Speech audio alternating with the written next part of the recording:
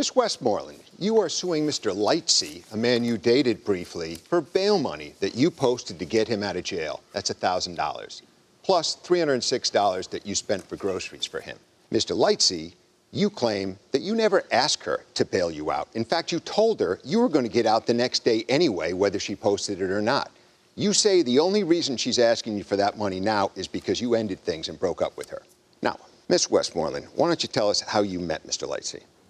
We had a mutual friend on Facebook, and I actually reached out to him to kind of introduce myself to him, and then we started talking after that. And when did you start talking with him? March 4th.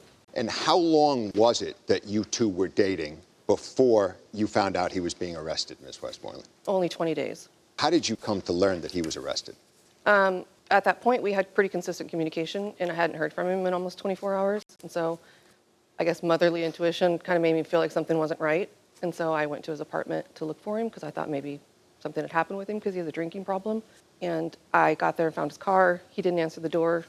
So then I reached out to his brother to see if his brother had talked to him. And then I proceeded to call 911. And the sheriff came to let me know that they had arrested him the night before. Okay. Mr. Lightsey? Yes, sir. You saw a judge at some point on that day? I did. The following day, actually.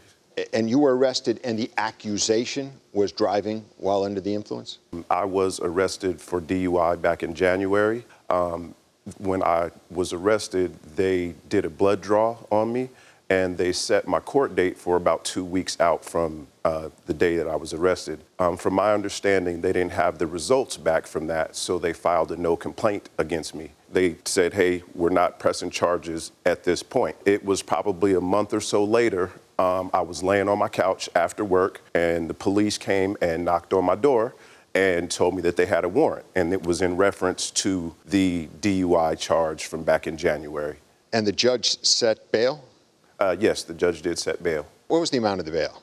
The bail was $10,000, so it was required that I pay 10% of the bail, so $1,000. Did you communicate, Ms. Westmoreland, with Mr. Lightsey on that day that he was arrested? I spoke to him twice. He called me twice to collect.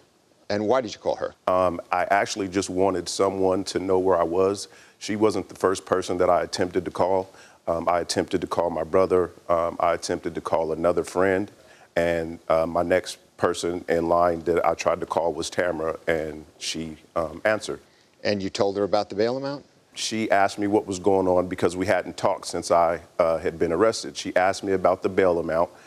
And while we were mid-conversation, one of the deputies called me into a room to talk to me and told me that I have an option that if I didn't want to pay bail, that they would let me out the next day, but they were going to put me under different stipulations where I would have to have an ankle monitor and different things like that. And when I called her back, I let her know what they were offering me. And she asked me what I wanted to do. And I said, obviously, I don't want to stay in jail.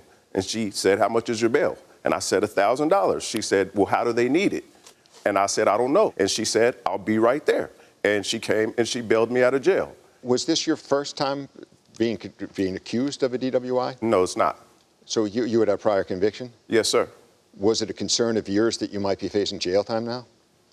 Yeah, absolutely. Okay. And I'm going to pass this on to Judge Tweldy. All right. Ms. Westmoreland, you had been dating Mr. Lightsey for about 19 days before posting his bond. Correct. I'm assuming things went pretty fast? Yes. Because you called 911 when you didn't hear from him? Correct. It worried me that he had possibly, he has a drinking problem, and so I wasn't sure if he was okay or not.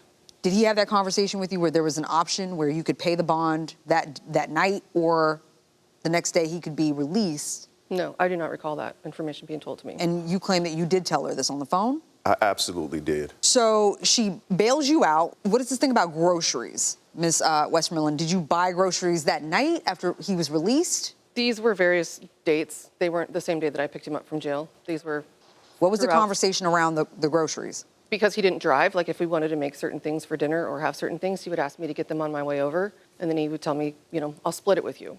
And so the receipts that I've entered as evidence Are split?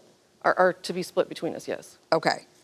He's not responsible for the full amount on the receipts. Okay. What was the conversation about groceries, sir? We didn't have conversations about groceries.